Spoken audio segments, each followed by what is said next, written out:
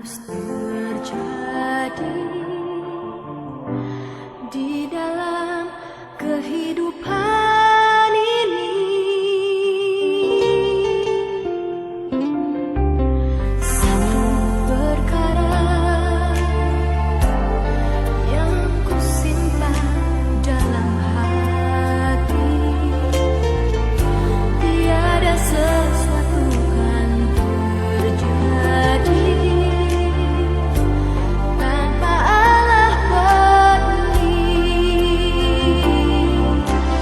Allah mengerti, Allah peduli segala persoalan yang kita hadapi.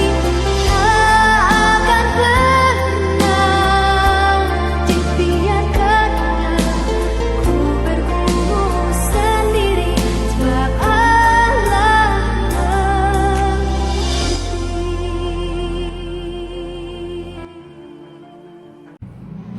Shalom bagi kita semua. Shalom. Untuk kakak abang dan teman-teman yang sudah bergabung, mohon tinggalkan namanya di kolom komentar. Saya sapa sekali lagi. Shalom bagi kita semua. Shalom. Dan kiranya Tuhan memberkati kita dimanapun kita berada saat ini. Selamat datang di jam doa layanan UKMKP UPFT dengan tema Give the Best yang akan dilayani oleh Bang Christian Tampu Bolong. Mari saat ini kita ambil sikap saat teduh sejenak. Mari doakan jam doa pelayanan ini agar berhikmat dari awal, pertengahan, hingga akhir.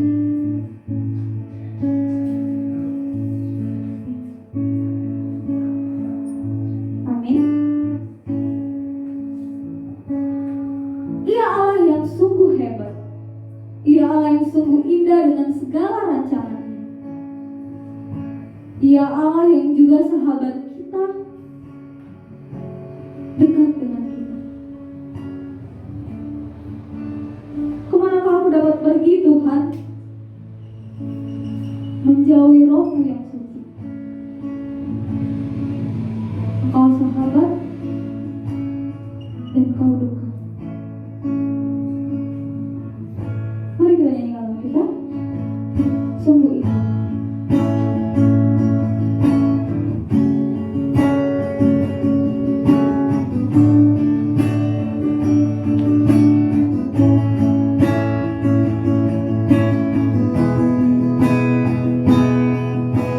Kemanakah aku dapat pergi, menjauhi Roh-Mu yang suci.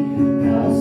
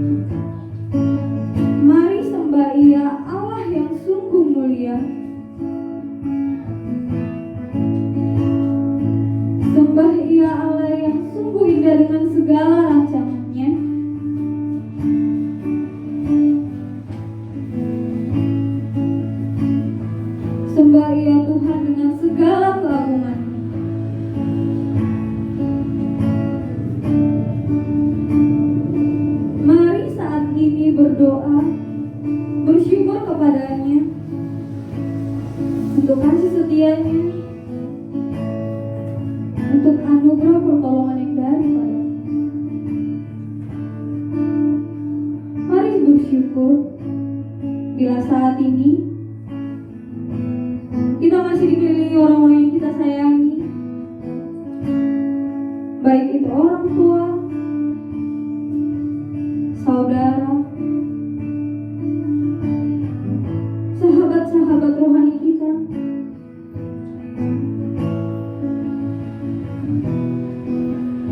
Mari saat ini bersyukur juga untuk penyertaan Tuhan dalam setiap aspek kehidupan kita.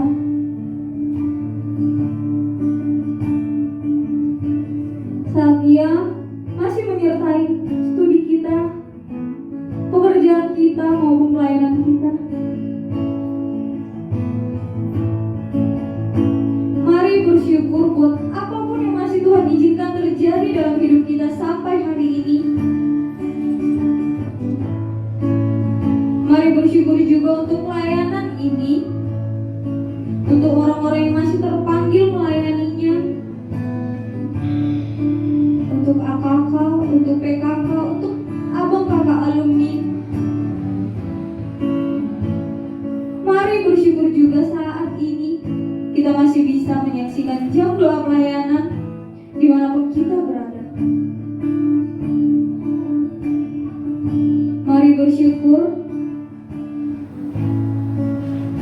bila pada akhirnya dalam kondisi saat ini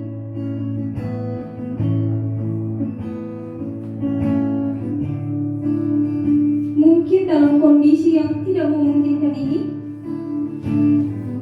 tapi kita masih Ia berkati, masih Ia berikan pertolongan, masih Ia percayakan untuk dapat berdoa saat ini.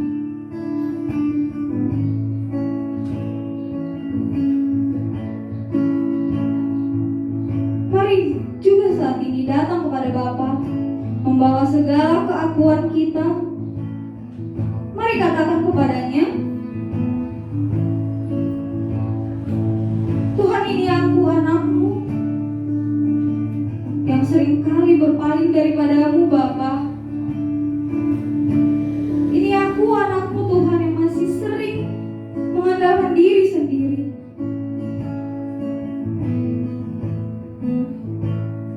Aku masih sering meninggalkan orang-orang yang menjamahku untuk dekat kepadamu. Aku masih sering meninggalkan persekutuanku Tuhan. Aku juga masih sering bertanya, di mana Engkau Tuhan? Tanpa menyadari Engkau selalu ada di sini, membuka tangan dengan lebar, menyeruku kembali.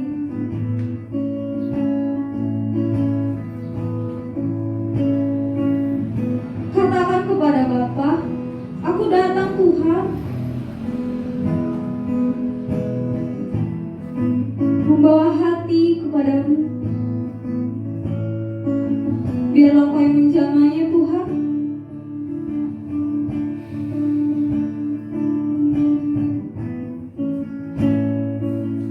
Katakan kepadanya,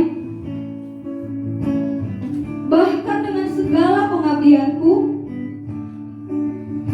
tak bisa membalas kesetiaan-Mu Tuhan. Sungguh mulia, sungguh berharga. Kita nyanyi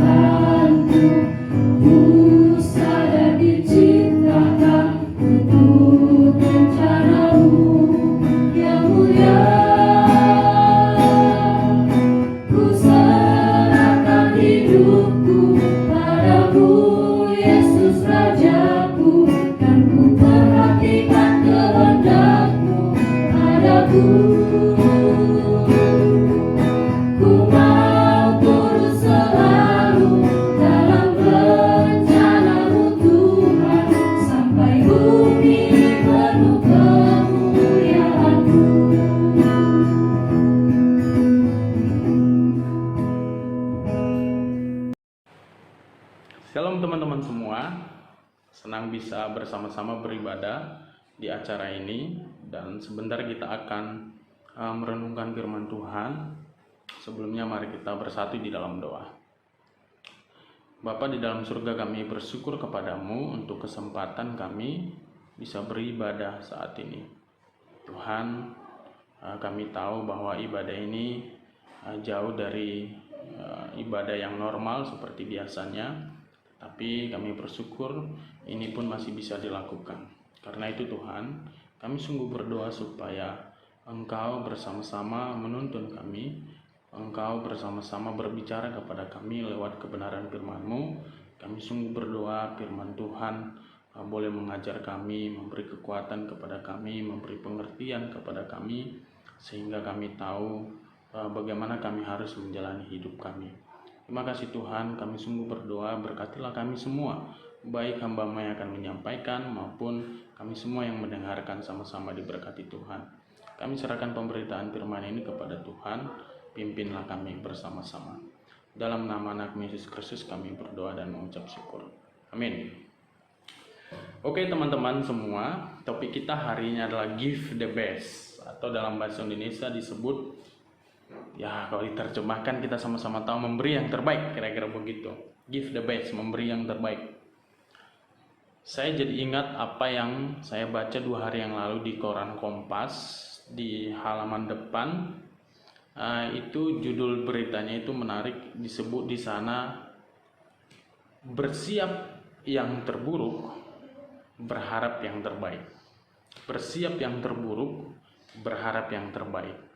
Jadi Kompas mengulas apa yang sudah terjadi di Indonesia kurang lebih selama 6 bulan di masa-masa Covid, dan disampaikan laporan di sana betapa Covid itu sudah mempengaruhi banyak hal.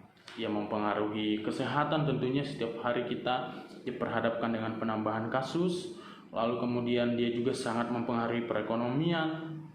Bahkan kita makin takut ini jangan sampai terjadi resesi ekonomi. Dia juga mempengaruhi semua pendidikan, bahkan pelayanan seperti ini pun dipengaruhinya.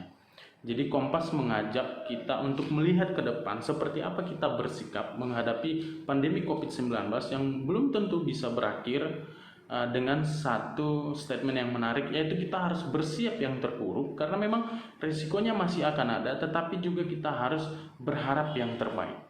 Dan ini menarik juga dihubungkan dengan topik kita. Jadi kita harus bersiap dengan semua hal yang mungkin buruk, tetapi kita juga harus berharap yang terbaik. Tapi bukan hanya berharap, tetapi juga seperti topik kita, memberi yang terbaik. Nah, untuk membahas topik ini saya bacakan bagi kita satu pesan Paulus kepada jemaat Kolose. Saya kira ini pesan yang bisa juga kita praktekkan, yaitu Kolose 3 ayat 18 sampai ayat 24. Kolose 3 ayat 18 sampai 24 saya bacakan bagi kita. Hai istri-istri, tunduklah kepada suamimu sebagaimana seharusnya di dalam Tuhan. Hai suami-suami, kasihilah istrimu dan janganlah berlaku kasar terhadap dia. Hai anak-anak, taatilah orang tuamu dalam segala hal, karena itulah yang indah di dalam Tuhan. Hai bapak-bapak, janganlah sakiti hati anakmu supaya jangan tawar hatinya. Hai hamba-hamba, taatilah Tuhanmu yang di dunia ini dalam segala hal, jangan hanya di hadapan mereka saja untuk menyenangkan mereka, melainkan dengan tulus hati karena takut akan Tuhan. Ayat 23, apapun juga yang kamu perbuat, perbuatlah dengan segenap hatimu seperti untuk Tuhan dan bukan untuk manusia. Kamu tahu bahwa dari Tuhanlah kamu akan menerima bagian yang ditentukan bagimu sebagai upah. Kristus adalah Tuhan dan kamu hambanya. Ayat 23 sampai ayat 24 saya akan ulang. Apapun juga yang kamu perbuat, perbuatlah dengan segenap hatimu seperti untuk Tuhan dan bukan untuk manusia. Kamu tahu bahwa dari Tuhanlah kamu akan menerima bagian yang ditentukan bagimu sebagai upah Kristus. Kristus adalah Tuhan dan kamu hambanya. Paulus berpesan kepada jemaat Kolose yang mereka itu adalah orang-orang yang sudah mengenal Tuhan tentunya. Di ayat sebelumnya ada disebutkan di situ manusia baru ya. Jadi status mereka itu memang manusia baru, mereka yang sudah mengenal Tuhan, mereka yang sudah menerima Yesus, mereka yang sudah dimuridkan, bahkan mereka yang sudah melayani. Paulus ingatkan mereka kan status mereka, tetapi bukan hanya status itu, tapi status sebagai manusia baru, sebagai orang yang sudah mengenal Tuhan itu juga harus diekspresikan dari cara mereka menjalani hidup. Dan pada bagian ini Paulus mengingatkan mereka semua hubungan-hubungan antar anggota rumah tangga diminta untuk melakukan perannya dengan baik. Makanya tadi istri-istri diminta untuk tunduk kepada suami, suami-suami diminta untuk mengasihi istri dan tidak berlaku kasar terhadap dia. Anak-anak juga diminta menaati orang tuanya dalam segala hal. Bapak-bapak juga diminta untuk mengasihi anak-anaknya. Hamba-hamba diminta untuk menaati tuannya, dan tuan diminta untuk mengasihi hambanya. Lalu ditutup dengan ayat 23 yang saya baca tadi. Apapun, bagian ini menarik, apapun yang kamu perbuat, perbuatlah dengan segenap hatimu seperti untuk Tuhan, bukan untuk manusia. Nah, ini juga yang ingin saya bagikan kepada kita teman-teman pada saat ini. Sebagai orang yang sudah mengenal Tuhan, saya kira respon kita terhadap apa yang terjadi saat ini harus berbeda. Ya memang sama seperti yang tadi saya sampaikan bahwa kita sedang berada di fase yang tidak mudah. Kita sedang berada di satu kondisi yang belum pernah kita alami. Belum pernah ada orang yang pernah melewati situasi yang begini di masa Covid. Mungkin ada bencana yang lain, penderitaan yang lain, tapi kita belum pernah mengalami yang seperti ini. Tetapi tentunya karena kita adalah orang-orang yang meyakini sekalipun pandemi begini, Tuhan masih tetap bekerja. Seharusnya pandemi COVID-19 tidak menjadi alasan bagi kita untuk tidak melakukan yang terbaik. Karena itu, bagaimana caranya supaya kita tetap menyadari dan bisa memberi yang terbaik? Ya ayat 23, apapun juga yang kamu perbuat. Coba kita lihat ya, peran-peran kita. Tadi disebutkan di sini semua hal, baik istri, baik anak, dan itu peran-peran yang mungkin ada bagi kita. Apapun juga yang kamu perbuat, apakah kita sekarang sebagai seorang mahasiswa yang sedang belajar, perbuatlah belajar sesuai dengan atau seperti untuk Tuhan. Apa kita sekarang seorang PKK, menjadi PKK lah dengan membayangkan bahwa kita sedang melakukannya untuk Tuhan, bukan sekedar melakukan job desk. Atau kalau kita sekarang sedang mengerjakan skripsi, mari kita perbuat melakukannya dengan segenap hati seperti untuk Tuhan. Maka coba listkan semua peran yang kita miliki. Kita ganti ayat 23 itu, apapun juga yang kamu perbuat, perbuatlah dengan segenap hatimu seperti untuk Tuhan dan bukan untuk manusia. Apapun kegiatan kita sekarang, bisa kita ganti. Kalau kamu sedang skripsi, perbuatlah itu dengan segenap hatimu seperti untuk Tuhan. Kalau kau sekarang sebagai seorang PKK, perbuatlah itu dengan segenap hatimu seperti untuk Tuhan, bukan untuk manusia. Kalau kau sekarang lagi di rumah dan harus membantu orang tuamu, perbuatlah itu semua seperti untuk Tuhan, bukan untuk manusia. Sekiranya ini adalah prinsip yang utama. Mengapa? Karena memang kalau kita melakukan sesuatu bukan seperti untuk Tuhan, maka memberi yang terbaik itu tidak bisa dilakukan. Menurut saya nggak bisa dilakukan. Atau kita bisa kecewa. Contohnya ada koordinasi melakukan sesuatu hanya karena job desk atau hanya karena ya sudah, ya memang kami lagi koordinasi melakukannya dengan prinsip yang begitu. Saya kira itu akan berbatas waktu. Karena ketika nanti misalnya kita membandingkan diri kita dengan orang lain, maka kita akan kecewa dan kita akan sulit rasanya untuk memberi yang terbaik. Makanya menarik juga disebutkan apapun yang kita perbuat teman-teman. Tentu kenapa kita harus melakukan segala sesuatu seperti untuk Tuhan?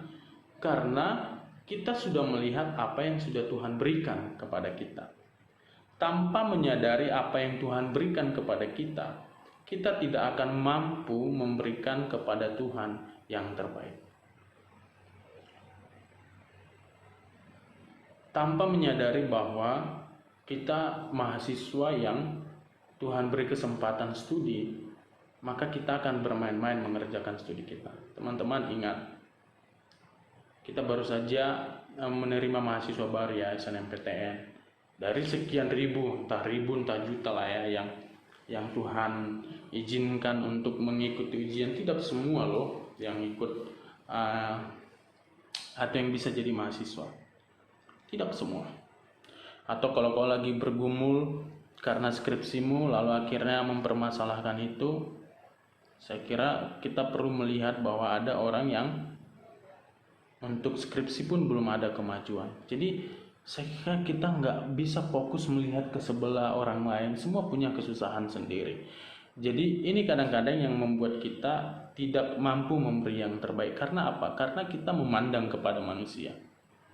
Kalau kita memandang kepada manusia, siap-siap kecewa. Kita harus mengerjakan sesuatu seperti untuk Tuhan. Karena itu dimanapun kita berada hari ini, entah kita sedang di kos, entah kita sedang di rumah, entah kita sedang di kampung, dimanapun, mestinya Tuhan itu tidak berbeda. Jadi cara kita melihat Tuhan itu nggak berbeda. Jadi Tuhan itu kadang-kadang kita ini kan membatasi Tuhan dengan cara kita gitu. Jadi seolah-olah kalau di pelayanan kita akan terlihat lebih baik, tapi saat di kampung seolah-olah berkat Tuhan itu hanya kita terima di satu waktu, di lain waktu enggak. Jadi makanya memang melakukan yang terbaik nggak bisa kita lakukan ketika kita nggak punya konektivitas dengan Tuhan, kita nggak connect dengan Tuhan.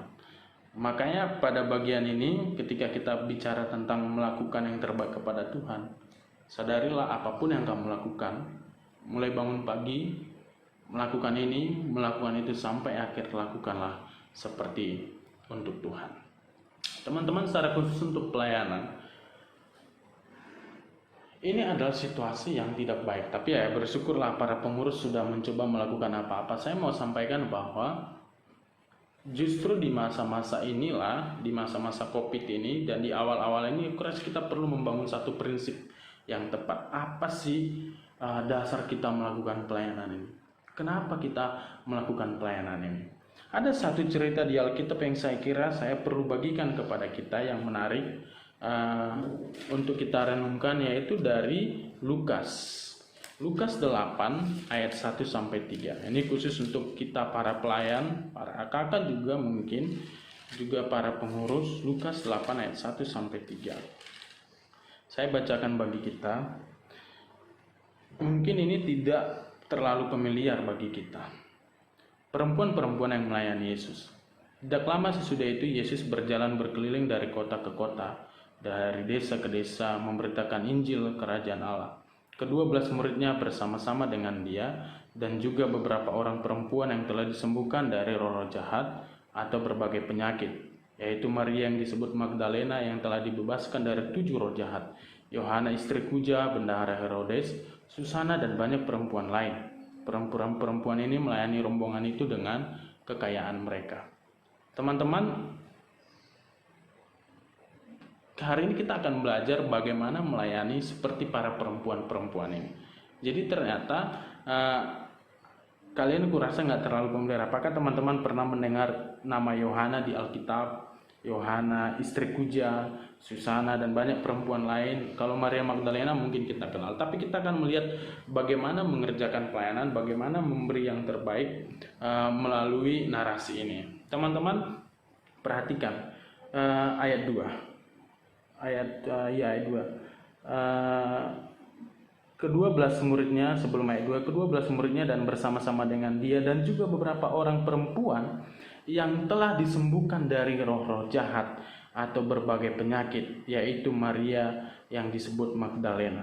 Ternyata dalam pelayanan Yesus ada beberapa perempuan-perempuan yang melayani Yesus, dan mereka ini adalah, menurut beberapa penafsir, mereka adalah orang-orang yang memberi pelayanan secara khusus, menyediakan akomodasi atau menyediakan persediaan lah makanan bagi Yesus dan para murid. Tapi yang menarik dicatat di situ bahwa yang melayani itu, coba perhatikan satu, Maria yang disebut Magdalena, mereka melayani karena mereka telah disembuhkan dari roh-roh jahat dan berbagai penyakit.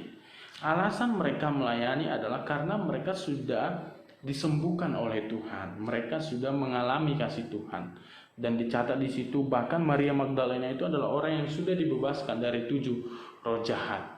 Nah, bagian pertama memang yang harus kita lakukan ketika kita berbicara mengerjakan pelayanan secara khusus dengan memberi yang terbaik, kita perlu bicara tentang motivasi.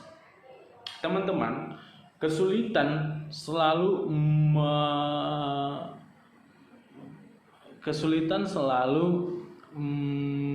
menjelaskan motivasi kita. Maksudnya maksudku gini, kadang-kadang di tengah kesulitan lah terkuak apa sebenarnya motivasi kita melayani. Dan motivasi kita melayani harusnya bukan supaya, tetapi karena. Teman-teman, kita mengerjakan semua, entah itu studi, entah itu pelayanan, semua prinsipnya itu bukan sekedar supaya Tuhan disenangkan, tetapi seperti yang dialami oleh Maria Magdalena dan teman-teman, bahwa mereka melakukannya itu karena, bukan supaya. Coba bedakan, apa bedanya melakukan supaya atau melakukan karena? Kadang-kadang kalau kita melakukan sesuatu itu supaya karena kita pengen mengharapkan sesuatu, maka ketika sesuatu tidak sesuai dengan harapan kita, maka kita akan kecewa. Tetapi memberi yang terbaik, give the best, hanya bisa kita lakukan ketika kita melakukannya karena sudah menyadari apa yang Tuhan berikan. Seseorang yang menyadari bahwa studinya itu sudah diberikan Tuhan, maka dia akan mengerjakan studinya dengan baik. Kalau seseorang melakukan pelayanan karena menyadari bahwa Tuhanlah yang memperlayakannya, maka dia akan bisa memberikan yang terbaik. Maka menarik juga apa yang disampaikan oleh Paulus misalnya di 2 Korintus 4 ayat 1-2. Dia berkata di situ, oleh kemurahan Allah kami telah menerima pelayanan ini. Jadi dia bilang karena kemurahan Tuhan yang kami mengerjakan pelayanan ini. Karena itu kami tidak tawar hati. Kami menolak segala perbuatan yang tersembunyi yang memalukan. Kami tidak berlaku licik dan tidak memalsukan firman Tuhan. Sebaliknya kami menyatakan kebenaran dan dengan demikian kami menyerahkan diri kami untuk dipertimbangkan oleh semua orang di hadapan Tuhan. Paulus bilang, kami tahu bahwa yang kami kerjakan itu berasal dari Tuhan, karena itu kami mengizinkan hati kami dikoreksi oleh Tuhan. Bukan dikoreksi oleh ketua UKMKP, bukan dikoreksi oleh ketua UP, bukan dikoreksi oleh alumni, bukan. Tetapi kami menyadari bahwa pelayanan ini kami terima dari Tuhan dan kami harus mengerjakannya dengan terbuka kepada Tuhan. Efeknya apa? Akhirnya Paulus berkata, kami tidak tawar hati. Jadi kita lakukan aja apa yang bisa, entah hasilnya baik atau enggak, ya kita nggak tawar hati karena memang itu yang terbaik yang bisa kita lakukan. Dan kami nggak berlaku licik, kata Paulus. Mereka nggak berlaku licik karena memang dia sedang melayani Tuhan, bukan yang lain. Nah, ini bagian yang menarik. Teman-teman, kita harus menyadari bahwa oleh kemurahan Allah lah kami telah menerima pelayanan ini. Oleh karena kemurahan Allah lah kami dipercayakan studi ini bagi yang studi. Karena itu di 2 Korintus 4 ayat 1-2 ini menarik juga untuk kita renungkan. Karena itu kami tidak tawar hati. Ayo sadari bahwa ini kita terima karena Tuhan.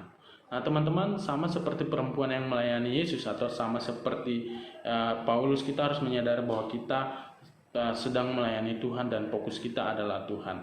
Lalu bagaimana kita harus melakukan semua yang Tuhan percayakan kepada kita, entah itu pelayanan, entah itu studi. Menarik dicatat di situ, coba perhatikan ayat 3. Salah satu yang menarik bagi saya di situ, Yohana istri Kuja, bendahara Herodes.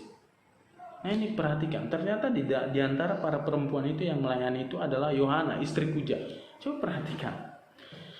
Di zaman Yesus, Yohana istri Kuja itu siapa? Bendahara Herodes. Berarti dia adalah ibaratnya istri seorang pejabat. Herodes pada waktu itu adalah raja, tetapi dia melayani Yesus. Saya kira waktu membayangkan ini, pasti Yohana mengorbankan banyak hal.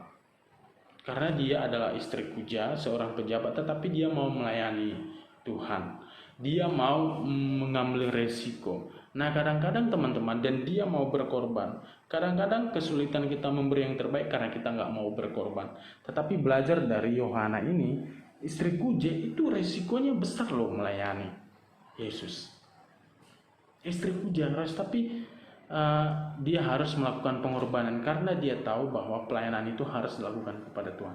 Karena itu teman-teman, bagian yang ingin saya sampaikan, untuk memberi yang terbaik maka dibutuhkan pengorbanan. Seseorang yang tidak siap berkorban tidak akan pernah bisa melakukan yang terbaik. Yang bagian terakhir yang ingin saya sampaikan adalah, coba perhatikan di situ, Susana dan banyak perempuan lain Ini nggak disebutkan siapa. Perempuan-perempuan itu melayani rombongan itu dengan kekayaan mereka. Mereka melayani dengan kekayaan mereka, dengan apa yang mereka berikan. Inilah ciri orang yang memberi yang terbaik. Melayani dengan kekayaan mereka, apa yang bisa mereka lakukan. Totalitas. Teman-teman, ayo berikan apa yang bisa kita lakukan. Waktu kita, doa kita, semua yang masih mungkin bisa kita lakukan, mari kita berikan. Mari kita totalitas, saya sampaikan totalitas ya. Mari kita totalitas melakukannya, memberi kepada Tuhan seperti yang dilakukan oleh perempuan-perempuan ini. Nah, di bagian penutup, saya kira perempuan-perempuan ini bukanlah orang-orang yang sehebat para murid-murid dicatat ya, 12 rasul, tetapi menariknya kalau kita lihat perjalanan pelayanan Yesus sampai ke salib, justru perempuan-perempuan inilah yang setia mengikuti Yesus sampai ke salib. Nah, ini adalah potret yang menarik. Mereka ini bukan orang-orang yang terkenal, mereka ini bukan orang-orang yang kita kenal dengan baik. Siapa sih yang kenal Yohana, Susana? Tetapi mereka ini justru orang-orang yang melayani dengan kekayaan mereka. Mereka ini adalah orang-orang yang sampai melayani Yesus sampai setia. Nah, teman-teman, maka saya akan menutup seperti yang kita baca di awal tadi. Apapun yang juga yang kamu perbuat, perbuatlah dengan segenap hatimu, seperti untuk Tuhan dan bukan untuk manusia. Karena dari Tuhanlah kita akan mendapat balasan. Terima kasih, mari kita mulai semester baru ini dengan menyadari bahwa Tuhanlah yang akan kita senangkan, sehingga melalui itu kita bisa memberi yang terbaik. Mari kita bersatu dalam doa. Terima kasih kalau Tuhan masih memperkenalkan studi, pelayanan, dan semua yang Tuhan berikan kepada kami. Tuhan, ajarlah kami untuk mengerjakannya sesuai dengan kehendak-Mu. Tolonglah kami supaya kami benar-benar serius mengerjakan yang terbaik sesuai dengan kehendak Tuhan. Kami diingatkan oleh pesan Paulus seperti ke jemaat Kolose supaya mengerjakan pelayanan apapun itu seperti untuk Tuhan. Dan kami juga belajar dari cara melayani para perempuan-perempuan yang melayani Yesus, yang mereka memberi dengan totalitas dan mau berkorban, dan bahkan mereka melayani karena Tuhan sudah memperlayakan mereka. Kiranya apa yang kami dengarkan menolong kami untuk menjalani hidup kami ke depan. Dalam nama Yesus kami berdoa. Amin. Sungguh indah firman yang telah disampaikan oleh Bang Christian Tambubolon. Saat ini kita akan berjam doa. Untuk teman-teman bisa dibaca di live chat yang sudah disematkan oleh pengurus. Saat ini kita akan berdoa. Sebelumnya kita akan bernyanyi dari lagu kita, Jadikan Aku Tuhan Rumah Doa.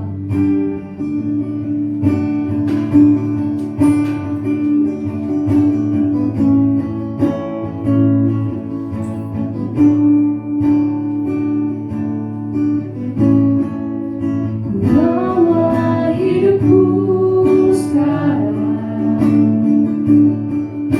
ke tempat kudus-Mu.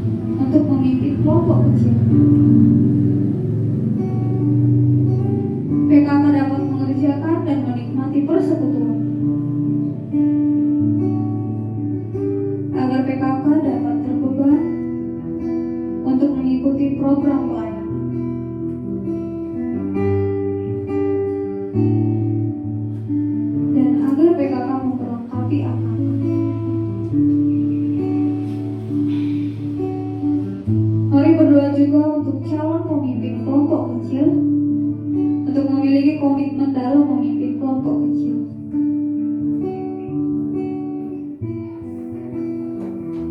Mari saat ini teman-teman Stambuk 2016 berdoa untuk pengurus dan tim agar dapat komitmen dalam memotori pelayanan kita.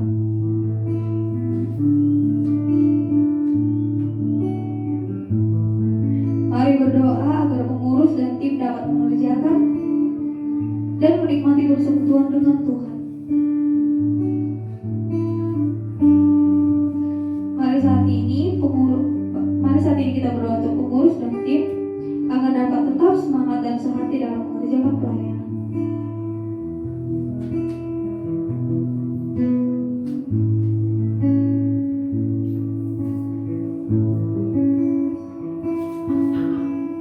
Terima kasih Bapak buat kasih setiamu Tuhan. Buat hari ini Kau masih memberikan kesempatan bagi kami untuk menyaksikan pelayanan jam doa pelayanan UKM KPU PFT.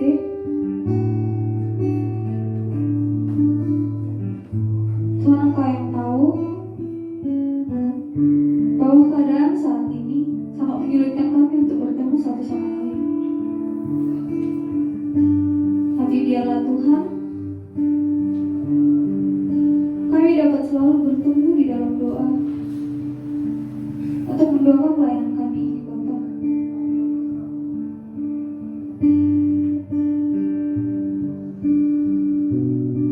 Tuhan, saat ini kami juga mau berdoa untuk orang-orang yang masih terpanggil mengerjakan pelayanan ini untuk pengurus dan tim, untuk AKK dan PKK, dan untuk abang-kakak alumni yang masih menaungi pelayanan ini. Biar Engkau memberkati mereka, biar Engkau yang selalu melindungi mereka apapun yang mereka kerjakan saat ini, Tuhan.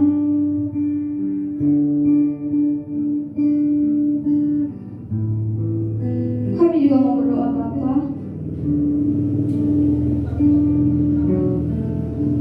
buat semester baru dalam pelayanan ini, baik dalam studi kami, Tuhan. Engkau yang senantiasa memberkati, biar apapun yang kami kerjakan namamu dapat dipermuliakan Bapa. Biar kami juga dapat memberikan yang terbaik bagimu Tuhan. Tuhan, saat ini kami juga mau berdoa, kami membawa Tuhan pelayanan kami ini. Biarlah Tuhan pelayanan ini tetap menjadi wadah bagi kami untuk bertumbuh bagi anak-anak-Mu Tuhan, untuk dapat memberikan semua yang terbaik, agar kami dapat menjadi anak-anak terang-Mu Tuhan bagi orang-orang di sekitar kami, Bapa.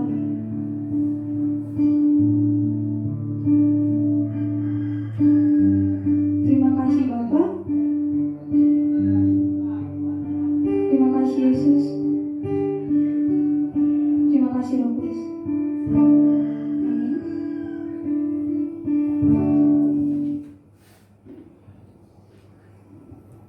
Saat ini kita akan menyatakan komitmen kita. Seperti tema jam doa pelayanan kita, give the best. Mari berikan yang terbaik seperti untuk Tuhan, bukan untuk manusia.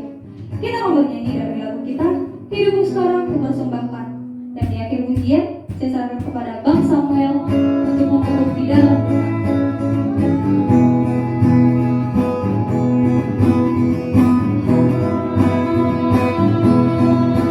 Hidupku sekarang kupersembahkan.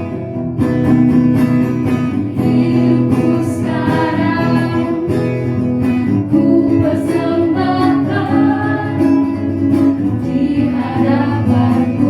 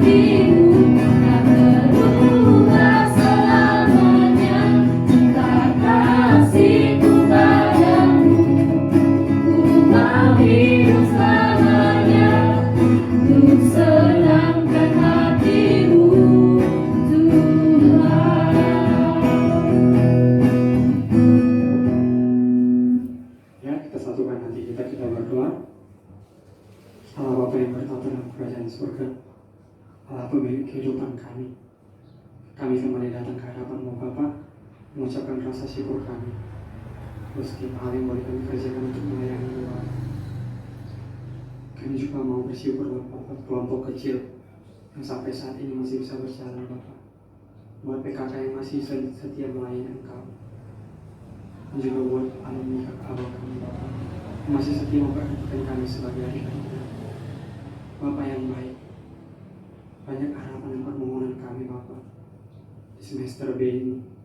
Biarlah kiranya Tuhan yang mengabulkan, menjadikan setiap doa-doa kami seperti yang telah kami panjatkan Bapa di dalam jam doa ini.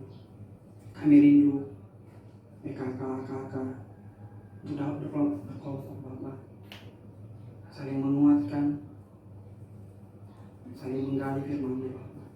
Baik pun dalam kondisi sekarang ini Bapa, sangat menyulitkan bagi kami untuk merasakan bagaimana bertemu satu sama lain. Tapi biarlah kiranya Roh Kudus-Mu yang mengurapi hati dan pikiran kami satu persatu Bapa, dimanapun kami berada, dan kami dapat saling menguatkan melalui teknologi yang sekarang sudah ada. Dan juga Bapa, seperti lagu komitmen kami yang telah kami panjatkan kepada-Mu, hidup kami persembahkan untuk-Mu Bapa. Dan rasa cinta kami takkan luntur Bapa kepada-Mu, karena kami tahu Tuhan selalu memegang tangan kami dan akan melepaskan sampai kapanpun. Biarlah Roh Kudus-Mu yang menuntun kami, mengajari kami, tetap menjaga persekutuan kami kepada-Mu. Inilah kami Bapa, dengan segala kelemahan kami, kami mau serahkan hidup kami pribadi lepas pribadi kepada-Mu. Hanya di dalam nama Yesus Kristus kami berdoa. Bapa, terima kasih.